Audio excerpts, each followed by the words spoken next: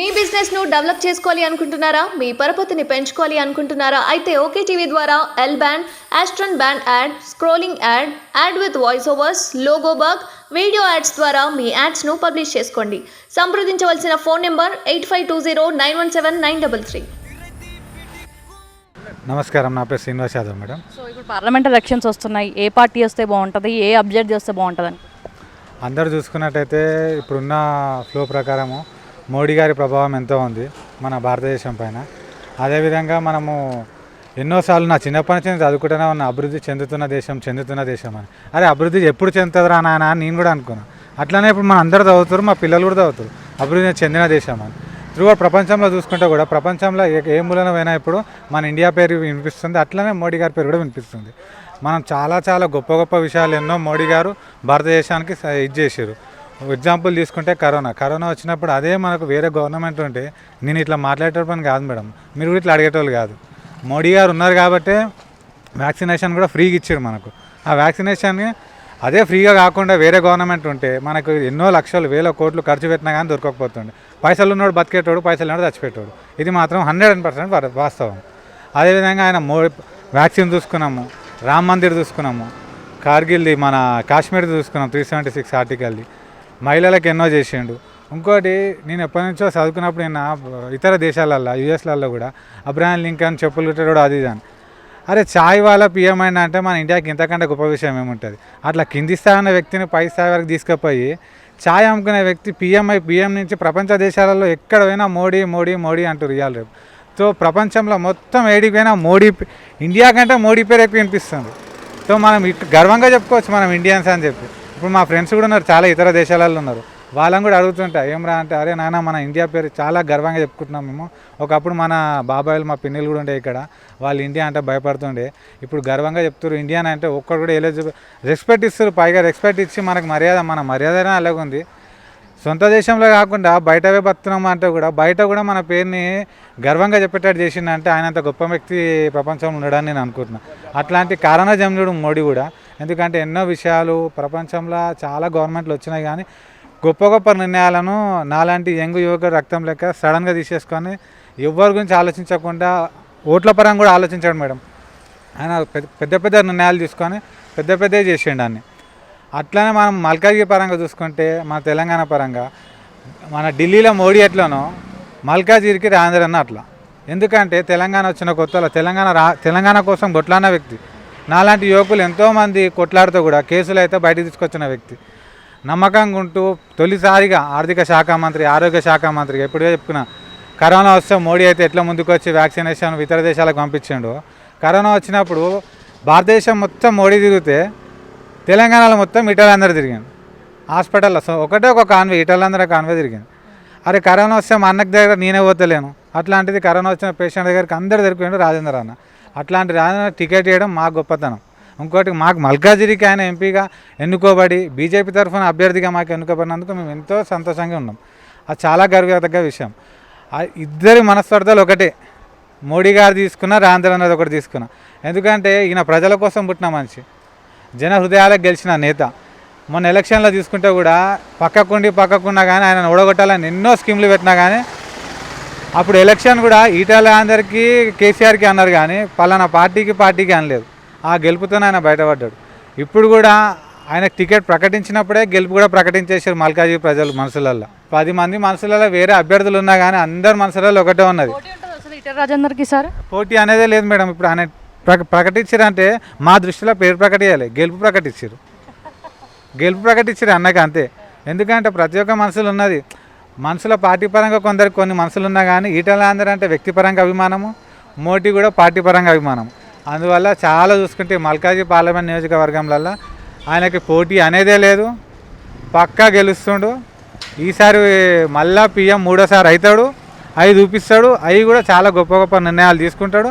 మనలాంటి మీలాంటి వాళ్ళు ఎంతో ధైర్యంగా ప్రపంచాన్ని ఏళ్తారు. ఇవాళ మీరు ఇక్కడ అడుగుతారు, మళ్ళీ నెక్స్ట్ కట్ చేస్తే పిఎం అయిన తర్వాత మీరు ఇంకో ప్రపంచంలో ఇంటర్వ్యూ చేయాలి మోడీ గురించి. ధన్యవాదాలు. సెంటర్లో చాలా బాగా వర్క్ చేస్తున్నాడు. ఆయనకు అనుగుణంగా ఇక్కడ రాజేంద్ర ప్రసాద్ కూడా, రాజేందర్ కూడా చాలా మంచి వ్యక్తిత్వం ఉన్న మనిషి. ఆయన ప్రజల్లో మంచి మమకమయ్యి మంచి పనిచేసే విధంగా ఆయన ఉంటాడు. ఆయన ఇంతకుముందు కూడా హుజురాబాద్ కాన్స్టిట్యుయెన్సీకి కూడా ఆయన చాలా బాగానే వాళ్ళ ప్రజల మెప్పు పొందిండు, చాలా బాగా పనిచేసిండు.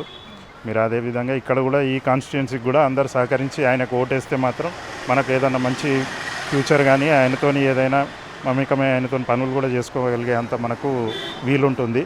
ఆయనకు మన మీద శ్రద్ధ పెట్టి ఇంకా కొంచెం పని బాగా చేస్తే ఇంకా బాగుంటుంది.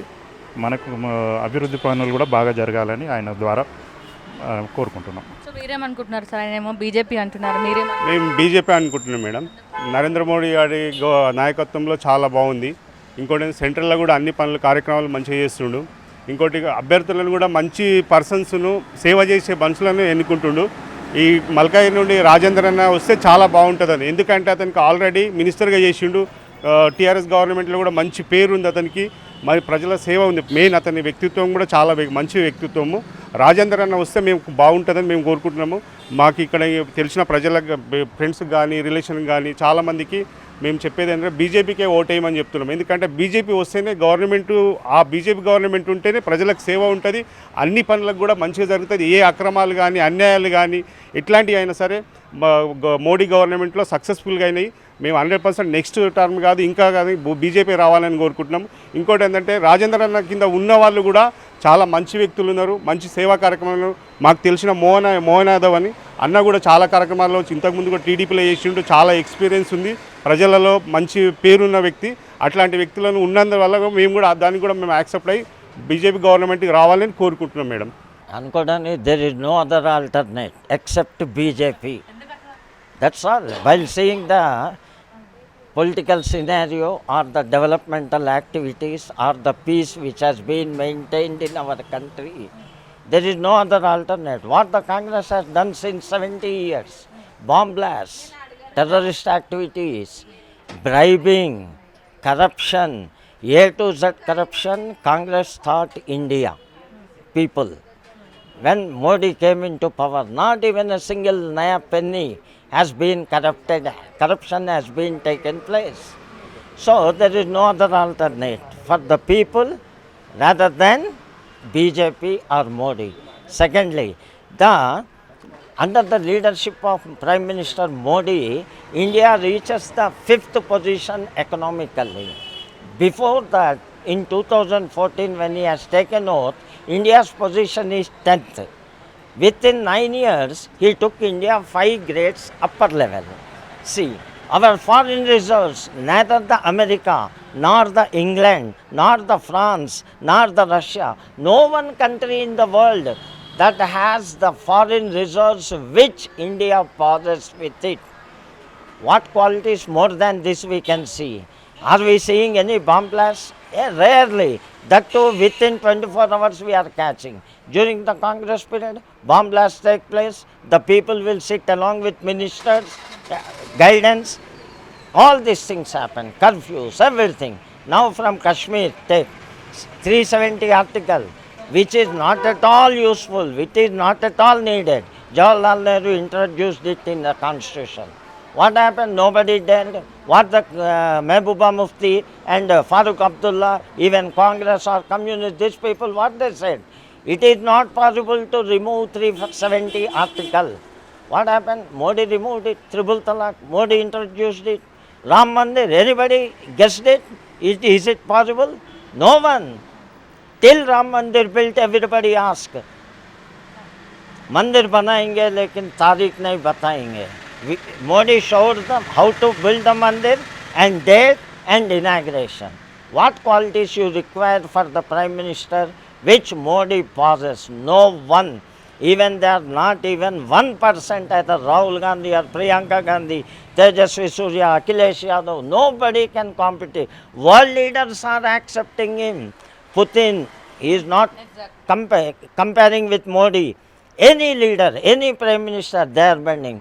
Previously, what happened, ma'am? Our Prime Minister will go and stand like this in front of American President. Now, American President is running towards our Prime Minister. Sir, sir, sir. There he is asking Modi for shake hand. What development we require more than this? That's all. whom you are going to vote? Always, from my birth, I will vote only BJP.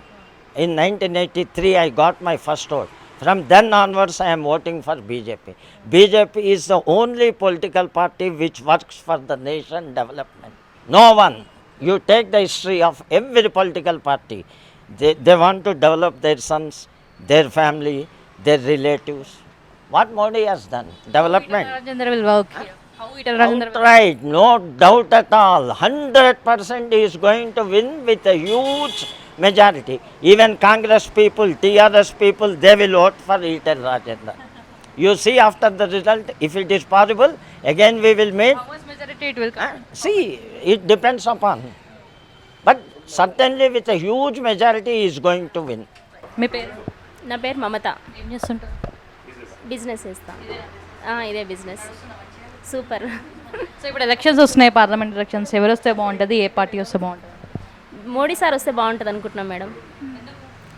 అంటే sir అన్నీ మంచిగా చేస్తున్నారు కదా, అందుకని Modi sir వస్తే బాగుంటుంది అనుకుంటున్నాం. మల్కాజ్గిరిలో మార్కెట్లో ఈటెల రాజేందర్ సార్ అంటే సారు ప్రజల ప్రాబ్లమ్స్ అర్థం చేసుకొని మంచిగా చేస్తాడని నువ్వు నమ్మకం ఉంది మేడం. అంటే బీజేపీ నుంచి ఎవరు వచ్చినా వేద్దాం అనుకుంటున్నారు, ఈటల రాజేందర్ మంచిగా చేస్తాడు అనుకుంటున్నారు. అంటే మల్కాజ్గిరి నుంచి సార్ నిలబడ్డారు కదా, అందుకని ఈటెల సార్కి ఇద్దాం అనుకుంటున్నాం. అంటే మేము ఇక్కడ ఈటెల సార్కే ఇద్దాం అనుకుంటున్నాం. ఫిక్స్ అయినాం. అంటే మాకు ఇక్కడ సైడ్ నుంచి మాకు మోహన్ అన్న కూడా మంచిగా బాగా పరిచయం అనమాట. అన్న తరపు నుంచి కూడా మాకు బీజేపీ అంటే చాలా ఇష్టం అనమాట. అట్లా